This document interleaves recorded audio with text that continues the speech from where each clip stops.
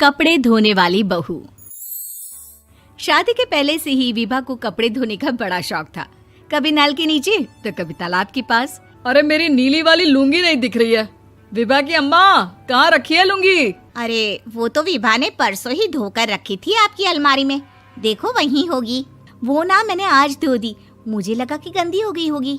अरे कैसे गंदी हो गई थी? उसे तो मैंने पहना भी नहीं। हे भगवान, इस लड़की के कपड़े धोने की आदत से परेशान हो गया हूँ मैं। जितना तो घर में राशन नहीं आता, उससे कहीं ज्यादा डिटर्जेंट पाउडर का खर्चा है।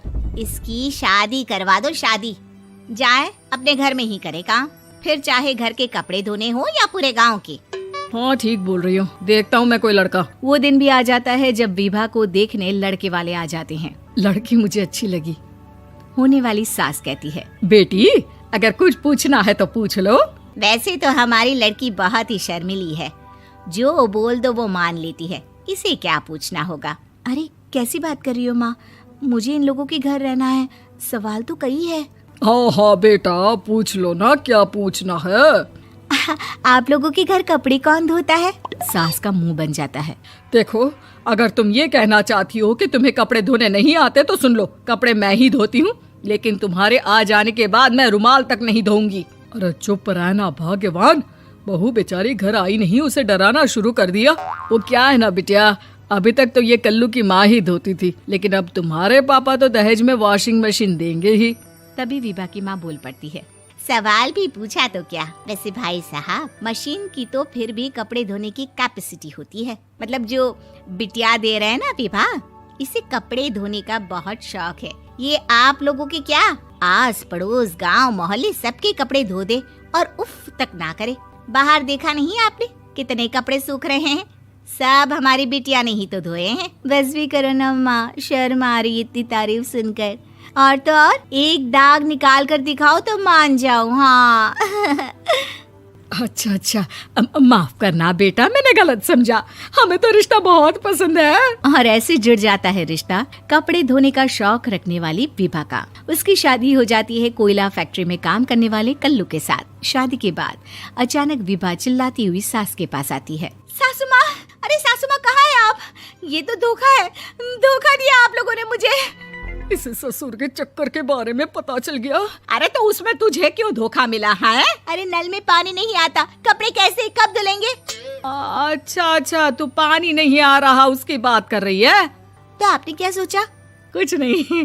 अच्छा, तेरी माँ ने कहा था कि कपड़े धोने का शौक है तुझे, याद आया मुझे। शौक बोलकर कपड़े धोने वाले मेरे जुनून को कम ना आके सासू माँ, कपड़ा धोना मेरा गुरूर है।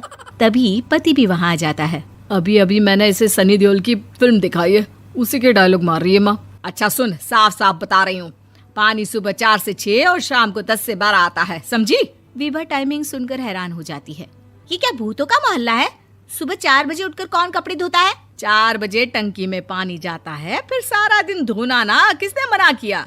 अरे कैसी बात कर रही हैं? 200 लीटर की टंकी में कितने कपड़े धो लूंगी मैं? सुबह ही उठ जाऊंगी मैं। अब क्या था, विभा सुबह 4 से लेकर रात के 12 बजे तक कपड़े ही धोती रहती। एक रोज सास पड़ोस से निकलकर कहीं जा रही होती है कि साथ वाली कहती है, हाँ कल्लू की माँ, जरा ये बताओ कि 2 साड़ी है, 2 ब्लाउज और एक पेटीकोट और एक नाड़े वाला लंबा कच्छा। हाँ तो? अरे तो क्या, कितना लोगी धुलाई ये बताओ। धोबन दिख रहे हैं हम क्या? हमारे पति सरकारी नौकरी से अभी रिटायर हुए हैं और बेटा सुपरवाइजर है कोयला फैक्ट्री में। धोबन समझ रखा है हमें? हाय रे कल्लू की अम्मा, माफ कर दो, वो तो मोहल्ले में यही सब बता रहे थे कि तुमने बहू को कपड़ा धुलवाने के काम में लगा दिया है। सास को पड़ोसन की बात सुनकर गुस्सा आ जाता है। वो घर पहुंचती है जहां घर के बाहर ही इतने सारे कपड़े सूख रहे होते हैं जितने कि किसी धोबन के घर पर। अरे ओ कल्लू की दुल्हन, बाहर निकल।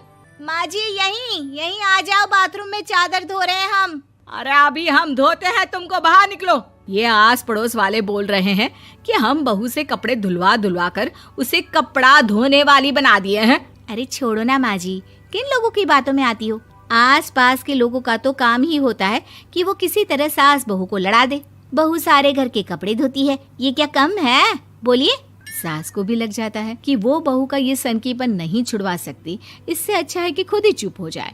एक रोज सास और बहू मंदिर जाते हैं, जहाँ सास की साड़ी वहाँ खड़ी भीख मांगने वाली से मिलती है। माँ जी क्या बात है, आपकी साड़ी उस भिखारन से कितनी मिल रही है ना? हाँ हाँ देखो तो, दोनों की साड़ी मिल रही है। क्या बात है कल्लू की अम्मा, तुम खुद को तो अफसर की बीवी बताती हो और ऐसी सिंपल सी प्लेन साड़ी पहनकर घूमती हो। सिंपल और प्लेन नहीं है ये साड़ी। तो क्या सोने के धागे से फूल बने हैं? कुछ भी सासू माँ, कुछ भी।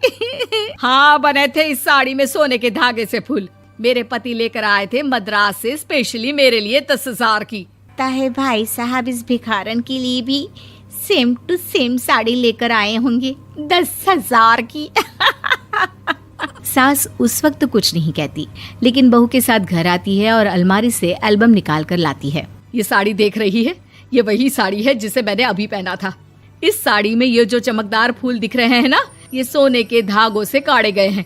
लेकिन तू लोकल वॉशिंग मशीन ब्रश से घिस घिस कर सारे फूलों को निकाल कर साड़ी प्लेन कर दी। मुझे माफ कर दीजिए सासू माँ। और तो और, जब मैंने तुझे तेरी गलती के लिए कुछ नहीं कहा, लेकिन तूने तो सबके सामने मेरा मजाक ही बना दिया। क्यों? बहू को समझ में आ जाता है कि अब से उसका कपड़े धोना बंद।